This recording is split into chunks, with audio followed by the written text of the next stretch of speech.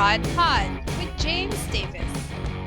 Hello, listener. Thank you so much for joining us on the 23rd episode of the Teaching Abroad Pod, coming at you on February 23rd. I am your host, James Davis, and with me this week is Alex from the Oxford Seminars Job Placement Service. Alex, how are you? I'm doing very well, James. How are you? I am excellent. We have a fantastic episode today. We're going to bring you our interview with the Language Co., which is an English school based in Chile. Very fascinating conversation. But the thing that really caught my attention was the conversation around alcohol. I don't know about you, Alex, but I was really taken by their takes on Chilean alcohol. Yeah, I was surprised. A lot of I knew Pisco was popular in southern Peru from the city of Pisco. But it sounds like it's also very popular in Chile as well. And then they had some other really interesting sounding beverages with melons and ice cream and all kinds of stuff. Some of it sounded a little bit familiar to stuff I've had in Mexico, like micheladas and enchiladas, which are like you take a lager or a light beer and you add lime juice or what they call salsa inglesa, which is basically like a Latin American version of Worcester sauce, or clamato, and then like some rimming salt, usually like a spicy rimming salt, and then ice, I think. So like those are some popular drinks. Sounds like they have something kind of similar in Chile. And another one that sounded kind of similar was in Mexico. They call it Tapache. And so it's like you take a fruit juice, like a pineapple juice, and you kind of just let it naturally ferment until it gets a little bit bubbly. So it has sort of a low alcohol content, but it's naturally fermented.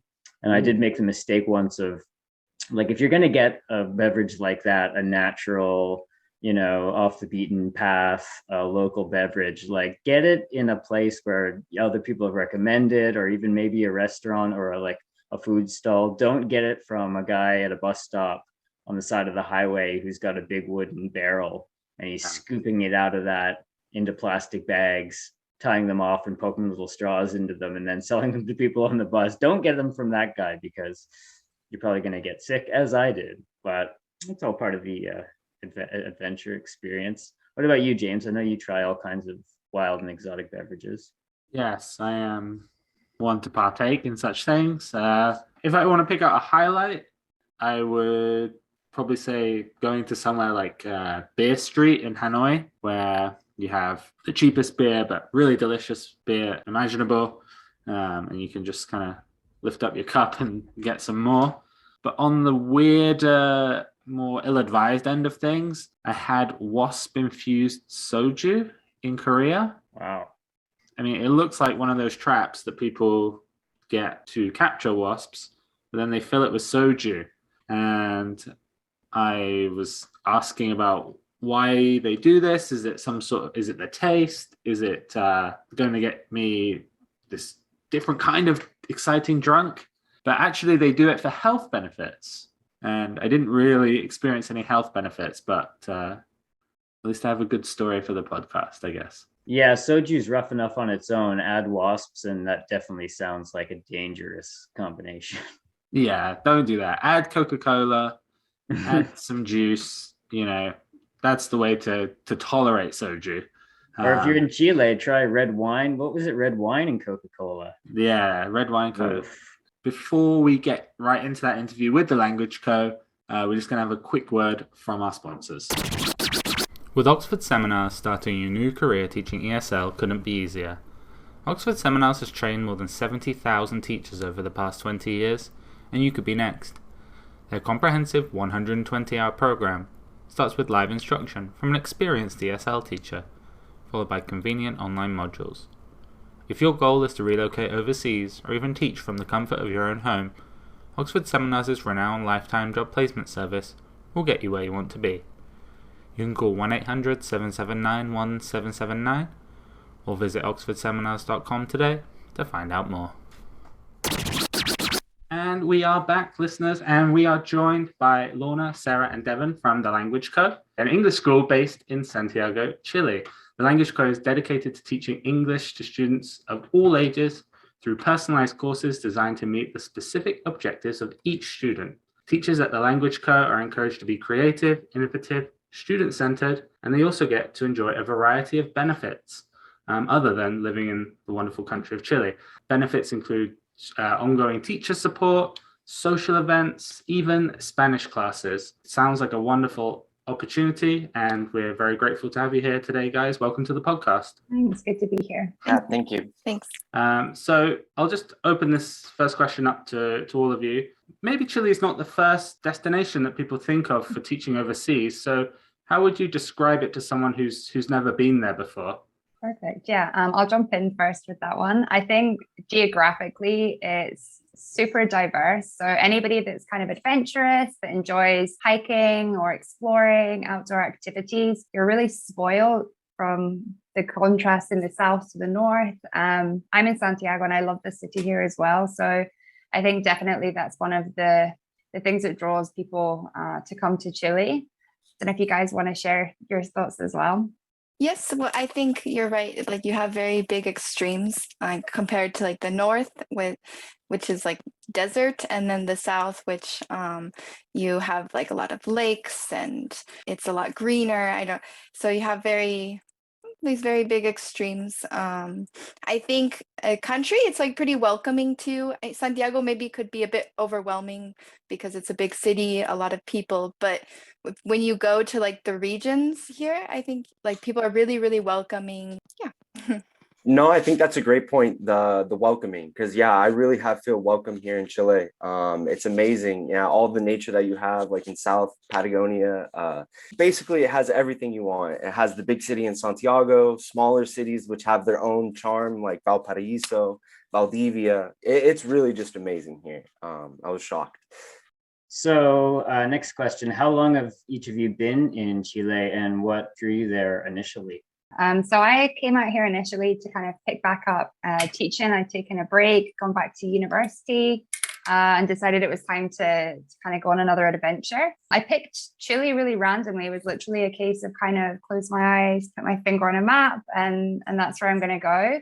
Yeah, the initial plan to stay for a year changed. I've been here now for coming up to 4 years. Oh, wow. Pretty happy with my dog and my apartment. So yeah, definitely a place I've enjoyed living and I've hoped to stay here for a little bit longer. I'll go next. I've been here for 4 years now. And this year I'm actually going to get married. So I'll probably be here for the rest of my life. I met a very nice Chilean down here. But I came to Chile because I taught English in Madrid for a year and I loved it. Amazing city. But I couldn't really break into the Spanish social groups. It was hard to get like real cultural experiences. And so I wanted something different and then came to Chile and it's just been amazing here. They're so welcoming and it's really easy to get into the culture and really feel like a part of the country and the community. Oh, wow. So first of all, I just want to say congratulations, Devon. And was this a 1 year plan for you as well? I think my original plan was like 2 years and then go back to the United States and teach Spanish. But then I was like, I can't leave Chile. I just couldn't. And how about you, Sarah? Yeah, actually, I studied abroad here in 2015, and then I met my husband here, who's also Chilean. That's the reason why I came back to teach. And originally for me, it was also, I wasn't quite sure, maybe it was going to be like short term, and then it just ended up being long term. And now I've been living here for like 5.5 years, so. The classic line of every English teacher, 1 or 2 years, then I'll go home. And there's like, I don't know, not many people end up actually sticking to that plan. It's hard, especially when you're in such a wonderful place. Want to maybe get into something a little bit heavier, and that's the last couple of years, because, you know, all of you have so much experience living and teaching in Chile. So you can kind of compare and contrast how it's been. With everything going on over the past couple of years, have you noticed a big change? Has there been a big upheaval for you all?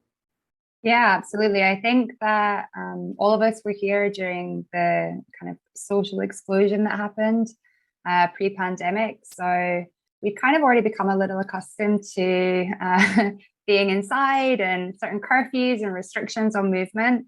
And then, of course, when the pandemic hit, there was kind of no going back. And yeah, I think the transition was really challenging for a lot of people moving online.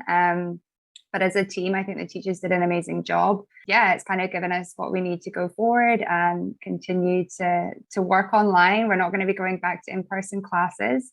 For me personally, I love working from home. You know, traveling around the city and the heat can be pretty intense, and then vice versa in the cold in the winter here. You know, you're up in the morning when it's dark and getting home at night when it's dark. So kind of being able to finish your day and just close your computer and you're free is a really nice feeling that I'm sure a lot of people can relate to as well that are now remote workers. So Devon or Sarah, I don't know if you want to speak to maybe what like Language Co is doing specifically with your teaching currently, because it's my understanding that you're both currently teaching for Language Co.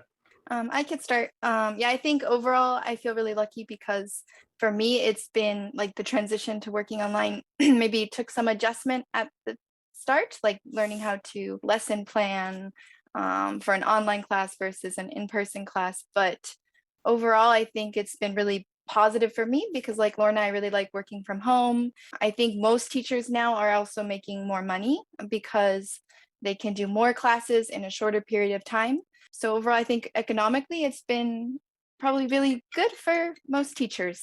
Yeah, for me, the biggest transition or the biggest difficult thing was like group classes and having them converse, because online that's way more difficult in like a Zoom call to have like multiple conversations and keep students talking. But outside that, it's really been quite nice because we do a lot of corporate classes.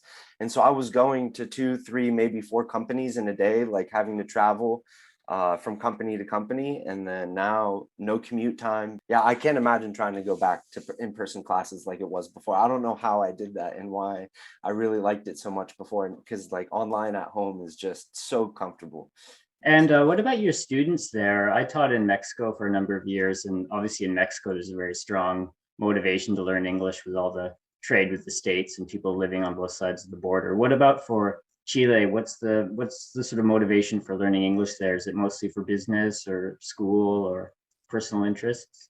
Yeah, so here in Chile, like when they're doing business that's international with a non-Spanish speaking country, like China is a big one that a lot of my companies that I've taught at trade with and do a lot of stuff with, they need to speak English. And so generally, if you have a high level of English, you'll generally get promoted a little bit higher in the company because you're gonna need to use that English when speaking with other countries. And so there is a great motivation here, and everybody's trying to learn English. And at least I don't know if it's been the same for Lorna and Sarah, but I could probably start my own company with the amount of Chileans that have asked me for private classes. It's really sad because I have to say like, oh, I don't have time, but it's just outrageous the amount of people that are asking for classes here. There's like definitely a really big demand for English, especially even young kids or maybe young adults too.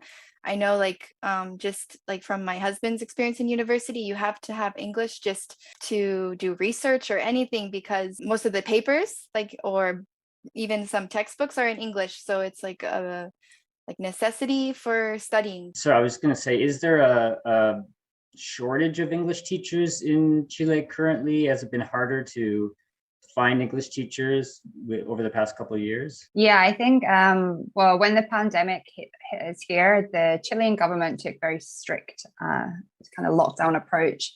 The borders were closed for any non-residents that were coming into the country, which kind of put recruitment last year and the year before to a bit of a halt. I think we were really fortunate at the Language Co to have such a good team of teachers and such a high number of teachers that continue to stay despite the circumstances. You know, they didn't flee and return home in panic. They kind of wrote it out with us here. And yeah, it's been great to see that now the borders are finally back open. And yeah, I was a little nervous about how many people would be willing or looking to travel or to go abroad, especially when things are still a little uncertain with the new variant and certain countries being hit a little bit harder. We're still obligatory mask wearers here as well. So I wasn't sure if some people would maybe be put off, you know, concerns about what may kind of happen in the next few months. But so far it's looking good. There's, I think, a lot of people that are eager now to get out or get away from home or take that next step. So yeah, I'm excited to hopefully welcome some new teachers here this year. And of course, continue to work with everyone we've got on the team at the moment.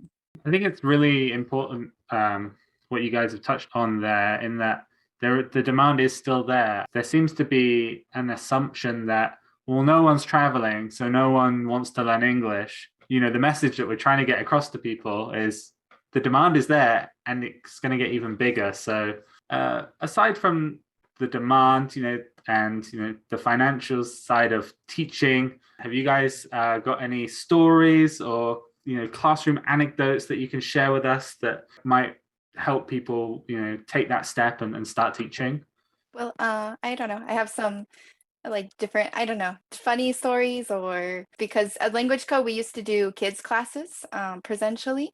And I remember that sometimes those could be a little bit like eventful. I had these two little boys I was teaching, and I remember I used to do bingo with beans, dried beans. And I remember one of the little boys, he stuck one of the bean in his ear, and his mom had to take him to like the clinic to get it out. And then after this class, like this family changed teachers. Like they didn't want me to be their teacher anymore. So it was like interesting experience. And with online classes, maybe Devon also has this experience. You have classes in really weird locations, like in the car or on the street. I had one in the mall, like in the food court in the mall.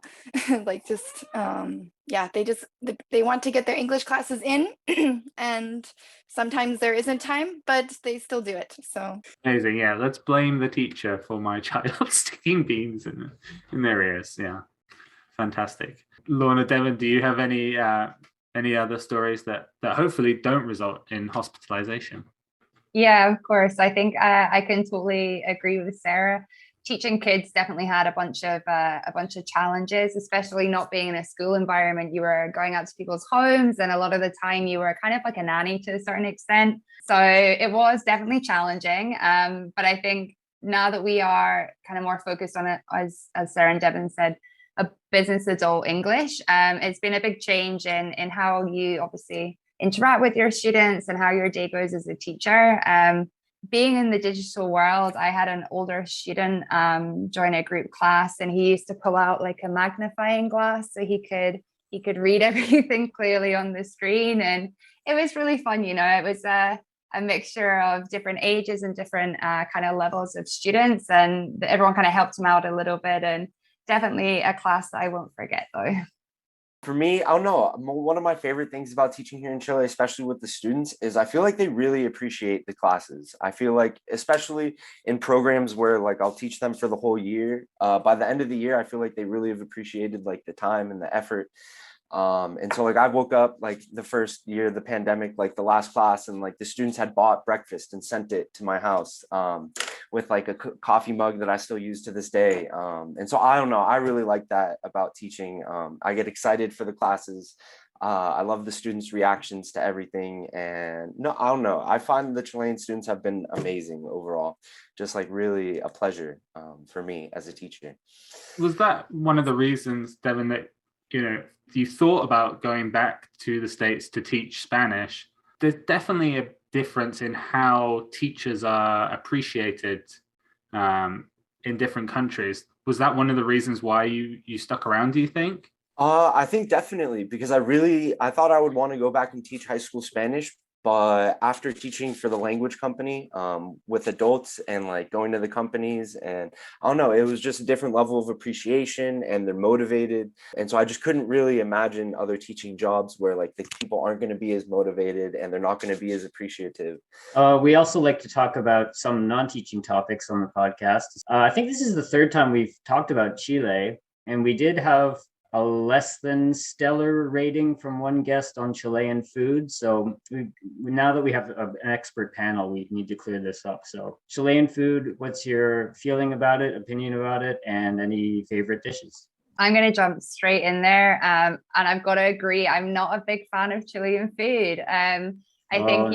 You come here, I think, to South America with this expectation of, what you kind of had of South American dishes back home for me in the UK, which is like a lot of Mexican food, Peruvian food. I was expecting lots of spices. And yeah, it's kind of just a little bland, a lot of potatoes. I mean, of course, the empanada, you've got to love an empanada. I'm a big fan. But yeah, I'm not going to be the biggest fan of Chilean food, I'm afraid. Maybe one of the other guys is definitely a little bit more fanatic than I am. Yeah, I think I would describe like some of like it's kind of like comfort food. I don't know. Because it's not spicy or like with a lot of different seasoning. I don't know, Lorna and Devon, pasta de choclo is like it's like a meaty dish with like a corn, crispy corn like topping. This is good. I like it, but it's definitely like comfort food for me. Like, and like they have cazuela, which is like chicken soup basically, and then the empanada also, and they have some really strange foods too. Like I think that I haven't tried, I don't think I would, like intestines and stomachs and stuff. But they do have some like hearty meals that are tasty, maybe. Yeah. I definitely agree with them to some extent. Like, yeah, like especially with Peru in the north, like, you know, it's sauces and spices. And so like you come to Chile and it's like not what you might expect. But there's really some parts with Chilean food that like are amazing, I think. But it's like pick and choose, you know, the barbecues here that they do in the house, like those like dominate the American barbecue. Like their asados that they have here like are amazing, the types of meat and like choripan, so like chorizo with bread. So like there's it's hit and miss here, I seem to find. Great seafood though, the fish here is incredible, especially the salmon here is fantastic. But that for some reason I feel like Chileans don't like the seafood as much as they should for a country that's like 90% coastline. I kind of want to just add to that what Devon said about the barbecue, the asados here. It's definitely one of my favorite things. I think about the culture as well. It's not just about going and eating all this amazing food, but you get really welcomed into the community or the family or the group of friends that's kind of hosting these events, and very social. I think drinks wise, we're going to talk about a little bit as well. There's some definitely interesting drinks that they have here. And I'm looking forward to seeing what Sarah and Devon think about those as well. That was where I was going next, because obviously the wine is famous. Can anyone speak to the wine and the drinking culture in Chile? Yeah, so I mean the wine is amazing and it's cheap. It's super cheap. I don't know why it's so cheap, and I don't know why it's not like more popular all over the world, because I don't know. I mean I don't know too much about wine, but my parents are like huge wine buffs and they absolutely think Chilean wine's like a little bit undiscovered, and they're like, oh my god, it's so cheap for like these amazing bottles. So wine is a big one, and then the next biggest thing is piscola, which is pisco, which is like their main hard liquor here, with Coca-Cola. And so in other like countries, you know, you have a party, you'll have like a bunch of different types of alcohol. But in Chilean parties, it's like just Pisco and just Coca-Cola and maybe Sprite. And so that's really good too. I'm sure somebody else will talk about terremotos, like earthquakes, which are pretty interesting. And then they have like a fermented grape juice thing, which is called chicha, which is like, I think my absolute favorite drink in the world, because it's juice, but it's alcohol, but it tastes just like juice. And it's very dangerous because you'll have a glass and you're like, wow, that's delicious. And then you start to have a couple and then you're like, wow, I need to stop. And so, yeah, no, the drinking culture here is quite acceptable. Yeah. They have I think you have a lot of, like Devon said, really cheap wine. And I don't know, like if you go to the US, maybe it'd be like I don't know, you paid at least $10 or $20 for a bottle, and here is, yeah, even the like lower quality cheap wine is like okay wine. Yeah. And then Devon said also like here on like Fiestas Patrias, it's like their national parties, like independent parties, it's really popular to drink the terremoto, which is wine. It's like called pipeño. And then I don't know how to describe this wine, maybe someone else can, but it's this wine with pineapple ice cream and grenadine on it. If you have one, I think is already like a lot. Enough to be more than tipsy in my experience. Yeah, absolutely. I think it's maybe why they call it a terremoto, which is like earthquake. You sit down and you have one or two, and then when you stand up, everything kind of starts spinning around a little bit. They're definitely very sweet. And yeah, there's another one which I always find really interesting, Melvin, I think it's called, which is where they put wine into melon. And then fan shop, which to me is the most bizarre thing. It's beer and Fanta. So yeah, they do like to kind of mix things up a little bit. A lot of soda, I would say, a lot of sweet drinks, a lot of sugar in their cocktails. But I think my favorite here is the michelada, which I'm not even sure is Chilean, which is beer with lemon, merken, which is like chili flakes, and then usually some Tabasco or something mixed in to give it a little bit of a kick. But yeah, I would definitely agree that it's quite a big drinking culture here, a nice variety of drinks. And yeah, you've got some amazing wines to choose from, or you can go down the route of the more Chilean options and add some soda to something. You just like Lorna just reminded me too with the Fanta, like the Fanta beer. They also like have red wine and Coca-Cola, I think is also not a huge fan, but this is I've been to like barbecues with my husband's family, and his uncles always have this combination. Is really popular with them.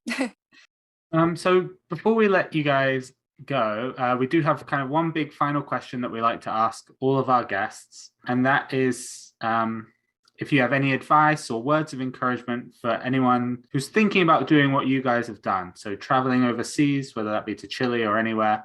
Oh, I'll jump in first. I would say just go for it. I was so in between when I was looking into coming back out and teaching as to where I was going to go and whether it was the right thing to do or whether I should stay and, try and find a job back home.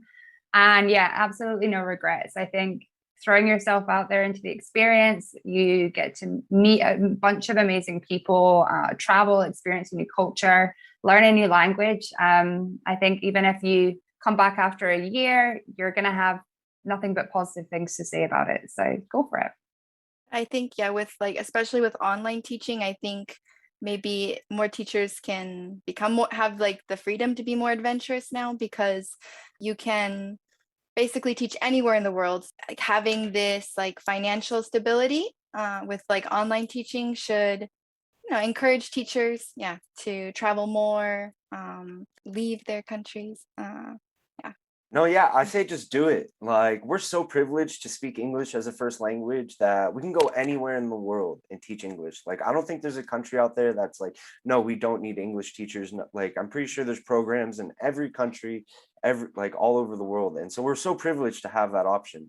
And so people just need to do it because it's an amazing experience. And I hear all the time, like, oh, I wish I like studied abroad, or oh, I wish I did this. But like, I don't think I've ever heard, oh, I wish I didn't take that year abroad. No one's going to regret it. And it's good to get out of your comfort zone and try new things. Just do it. We're going to have to start paying Nike some royalties if people keep saying that, but it's what comes up every time. So thank you so much, guys, for taking the time to speak to us today. It's nice to clear up the Chilean food debate, although not in Chile's favor, but we did learn about earthquakes. So I am very excited about the prospect of ice cream and alcohol. So again, thank you so much for taking the time to speak to us. And we hope that you continue to enjoy your experience out there and you get those teachers coming over to join you. Yeah, thank you guys so much. It's been a pleasure. Yeah, thank you guys for having us. Thanks. So that was our interview with the Language Co. Thank you again to Sarah, Lorna, and Devon for taking the time to speak to us and tell us about all things Chile and teaching online. Alex, before we let our good listeners go, do you have a JPS update for us? Sure. So yeah, we were talking today about this school in Chile, which is basically hiring teachers to come to Chile, but then teach online from within the country. And that sounds like a really interesting opportunity. And we also have a contact with a school in Uruguay who's trying the same model, bringing teachers into Uruguay, but they'll teach online from within the country. So I think these are interesting opportunities.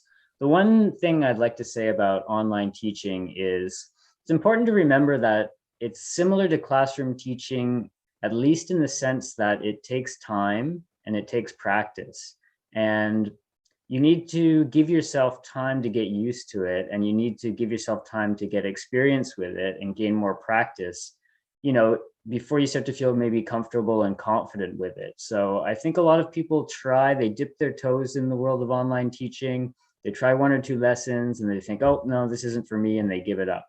But I'm saying you probably wouldn't do that with a class of students. You'd probably give it more time. And I think with online teaching, it's the same recommendation. Give yourself time, be patient, And as we heard today, like it takes time to get used to it. It takes time to get practice and experience and skilled at it. But you do develop those skills, and there are tips and tricks that you'll learn and you'll pick up, and how to use different software and different technology. And so, yeah, be patient and give yourself time to really try it out before you make your decision about whether it's something you want to invest your time in.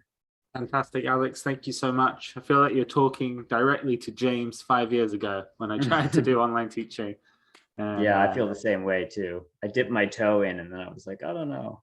Yeah, but with opportunities like going to another country and still being able to teach online, maybe no better time to try it than now. So thank you again, Alex. Thanks again to the Language Co for being such wonderful guests. And thank you, listener, for tuning in to the Teaching Abroad pod. We'll be releasing new episodes every other Wednesday. If you like this, be sure to like and subscribe. And you can find us anywhere, pretty much: YouTube, Amazon, Spotify, Stitcher, anywhere where you can find a good podcast. If you have any ideas for us, do let us know. Send us an email at teachingabroadpod@oxfordseminars.com, or reach out to us via Oxford Seminars on Facebook, Instagram, or Twitter. Have a wonderful rest of your day.